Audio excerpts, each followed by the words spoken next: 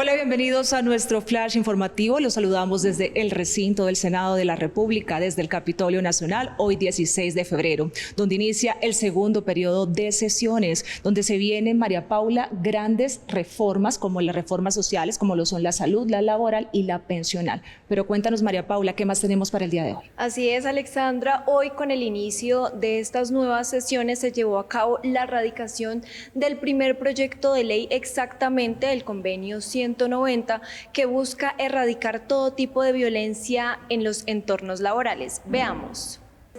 El día de hoy se llevó a cabo la radicación del primer proyecto de esta legislatura.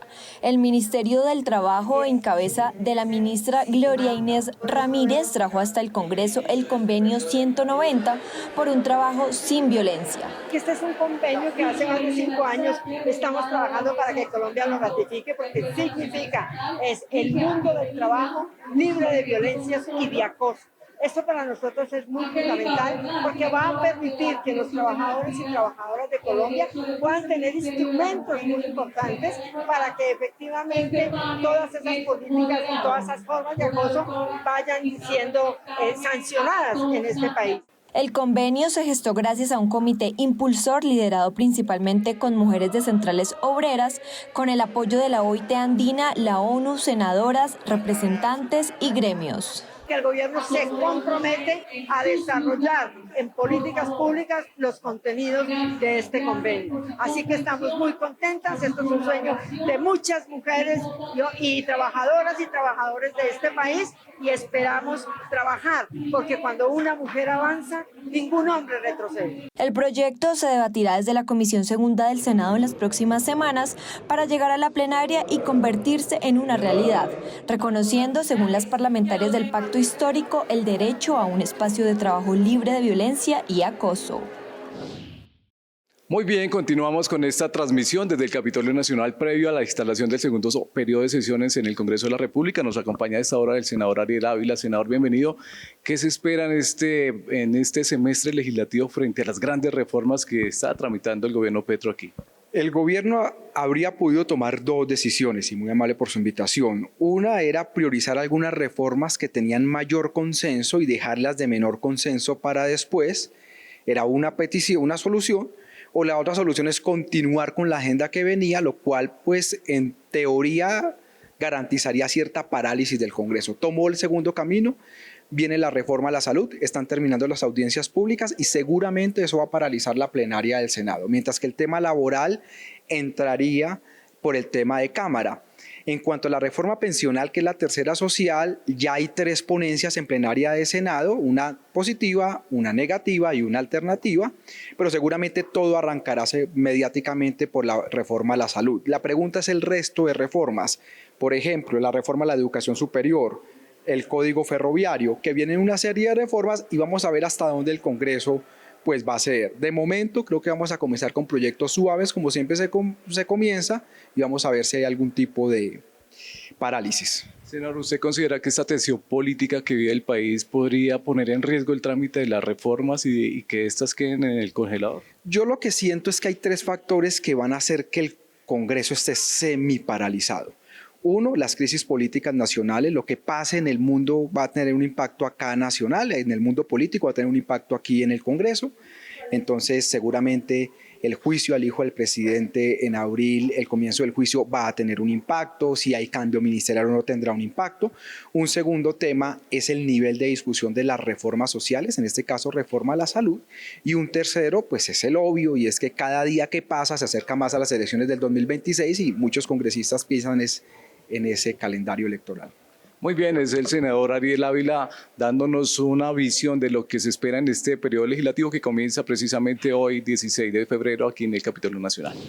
Y continuamos desde el recinto de la plenaria del Senado, donde nos acompaña el senador Gustavo Moreno en este inicio del segundo periodo legislativo. Senador, bienvenido a nuestro flash informativo. Bueno, muy contentos de hoy de iniciar un nuevo periodo, una nueva legislatura acá, para terminar este segundo año desde el Congreso de la República, donde se han dado debates importantes y que este periodo será muy importante para el Congreso de Colombia, pero también para el gobierno, de importantes reformas que van a llegar acá al Senado de la República.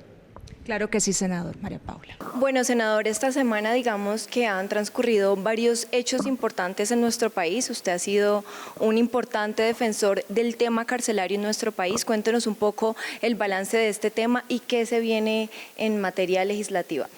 Bueno, la crisis carcelaria lo veníamos advirtiendo desde aquí, desde la pasada legislatura, con debates de control político al Ministerio de Justicia. Hoy es una bomba de tiempo que está a punto de estallar, que lo estamos viendo ya de guardianes asesinados, guardianes amenazados y que se erradicará prontamente aquí la reforma a la justicia. Precisamente esta semana estuvimos con la Comisión Accidental del Senado de Cárceles escuchando esa reforma a la justicia que va a llegar acá, cuáles son los puntos importantes, y le hemos pedido al ministro de Justicia del Gobierno Nacional que debe ser un eje fundamental la crisis carcelaria y penitenciaria en este país.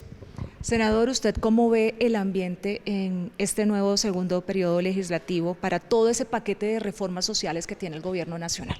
Bueno, son sin número de reformas, una reforma a la salud que va a llegar acá, que ya pasó en el pasado periodo en la Cámara de Representantes y que ahora se va a debatir aquí en el Senado de la República, con miles de preguntas que queremos hacerle al ministro de Salud, con otras reformas como la reforma ferroviaria que también va a llegar acá al Senado de la República. Van a radicar una reforma a los servicios públicos domiciliarios, una reforma a la educación, ley 30 que va a ingresar acá también, una reforma pensional que va a llegar a la plenaria del Senado. Son sin número de reformas que como senadores y senadoras de la República nos toca estar estudiando con la lupa puesta, que siempre le vaya bien es al ciudadano y a la ciudadana, que es lo que nos tienen acá precisamente, y daremos esas discusiones con altura, con argumentos, como lo planteaba Habermas, y un debate aquí en el recinto del Senado. Bueno, senador Gustavo Moreno, y por último el tema del alza en las tarifas de la energía. Cuéntenos cuál va a ser su trabajo a propósito de este tema que aqueja a todos los colombianos. Bueno, es un clamor de la ciudadanía. Ahorita lo estamos viviendo con el fenómeno del Niño y lo vimos en el mes de enero. Incendios forestales en diferentes regiones del país. Calor de cerca, temperaturas de 40 grados que lo vimos en Honda, Tolima, en diferentes regiones donde una persona tenían que tener un aire acondicionado, donde tenían que tener un abanico o un ventilador, donde muchas personas nos decían acá al Senado de la República que tienen que tomar la decisión en si van a mercar o si van a pagar el recibo de la energía porque para ambas no les alcanza. Hicimos un debate desde la Comisión Quinta del Senado de la República, un debate aquí en la plenaria del Senado de la República en la pasada legislatura, pero no ha pasado nada. Ahora a través de vía proyecto de ley queremos radicar para crear un nuevo piso térmico, un tercer piso térmico acá en el Congreso de la República en el cobro de las tarifas de la energía, que permita aumentar el subsidio de subsistencia que tenemos hoy en Colombia y que esto le permita aliviar el bolsillo a muchos ciudadanos en las regiones de Colombia, que son municipios de más de 30 grados centígrados, van a ser beneficiados, que son cerca de 9 a 10 millones de colombianos que hoy la están pasando mal en las regiones, pagando un recibo de 500, 600 mil pesos, las personas hoy no dan abasto, la canasta familiar ha aumentado, el precio del galón de la gasolina ha aumentado y como congresistas estamos dando esa lucha acá desde el Congreso de la República, siendo la voz de los ciudadanos y las ciudadanas que se sienten hoy un poco ahogados con el aumento del precio de vida en Colombia. Senador, usted es presidente de la Comisión Sexta. Quisiera que nos adelante un poco qué se viene en esta agenda de la comisión. Bueno, el gobierno nos ha anunciado que desde la Comisión Sexta van a radicar en el mes de abril, nos dijo el ministro de Minas y Energía, la reforma a los servicios públicos domiciliarios que la vamos a recibir por la Comisión del Senado. Vamos a recibir la reforma a la Ley 30, que hoy los estudiantes de este país están esperando. Vamos a recibir la reforma ferroviaria que fue aprobada en la Cámara de Representantes, pero va a llegar también a la Comisión Sexta del Senado. Hemos venido también haciendo unos debates en materia del transporte aéreo en este país, la crisis aérea que tenemos y infraestructura en Colombia en materia de vías y temas ferroviarios que tiene hoy el gobierno nacional radicados en el Congreso y que van a ingresar a esta importante comisión que es la encargada de la educación, de la infraestructura, del transporte y de los servicios públicos domiciliarios. También van a radicar una reforma en materia de TIC, de telecomunicaciones en Colombia y que la estaremos también esperando en esta comisión. Senador Moreno, muchas gracias por acompañarnos. En Flash Informativo estaremos muy atentos para hacerle seguimiento a todo lo que nos está contando. A ustedes, muchísimas gracias por esta invitación y seguimos con toda la energía acá a iniciar este nuevo periodo legislativo en unas extraordinarias hoy mes de febrero, pero estamos muy contentos, ¿verdad?, de llegar hoy al Congreso recargados de energía a debatir esas importantes reformas que tiene el Gobierno Nacional y proyectos también que hemos radicado desde el Senado, iniciativas de muchos congresistas que llegan acá para sacarlos adelante. A ustedes muchas gracias, los invitamos a seguir conectados aquí en @CongresoCol. Y pasando a otros temas, María Paula, llegó el momento de Flash en Redes, donde nuestra compañera Joana Toro nos cuenta todo lo que trinaron los senadores en la red con respecto a la grave situación que enfrenta nuestro vecino país, Venezuela. Veamos.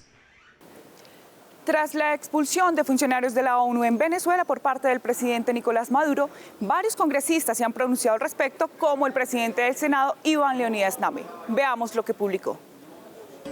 Iván Name Vázquez, @Iván Name Vázquez. Como presidenta del Senado y miembro de la Comisión Segunda del Senado, hago un llamado al gobierno de Colombia para que condene las recientes acciones del régimen venezolano que atentan contra la democracia y las instituciones del orden internacional. El silencio no es una opción que convierte a nuestro país en cómplice de lo que sucede en el vecino país. Desde el partido Cambio Radical, el senador Carlos Fernando Motoa le hizo un llamado al presidente Gustavo Petro. Carlos Fernando Motoa, @senador Motoa. En @senadogobco nos sumamos a las voces que exigen que Colombia se pronuncie sobre lo que está sucediendo en Venezuela. Desde el régimen de @Nicolás Maduro está saboteando la celebración de elecciones libres y el eventual regreso de la democracia. No es momento de callar, presidente @Petro Gustavo. Varios congresistas enviaron una carta al presidente Gustavo Petro ante la grave situación de Venezuela, entre ellos la senadora Angélica Lozano, quien dijo lo siguiente. Angélica Lozano, @Angélica Lozano C. Con esta carta le pedimos al presidente @Gustavo Petro enviar un mensaje enérgico por la situación de Venezuela y en particular el caso de @María Corina Ya. Los atentados a la democracia son una amenaza para la región. No puede haber indignación selectiva a prácticas antidemocráticas. Otro de los senadores que firmó la carta al presidente fue el conservador Marcos Daniel Pineda. Marcos Daniel Pineda, @Marcos Daniel PG. El rechazo a las acciones antidemocráticas que ocurren a nivel internacional no pueden ser selectivos. Junto a otros congresistas, elevamos una petición al presidente Petro para que se pronuncie respecto a las medidas tomadas por el gobierno de Nicolás Maduro en Venezuela, que atentan contra la posibilidad de llevar a cabo elecciones libres y justas. La próxima semana les contamos qué opinan los senadores a través de sus redes sociales. No olviden seguirnos en @CongresoCol. Hasta pronto.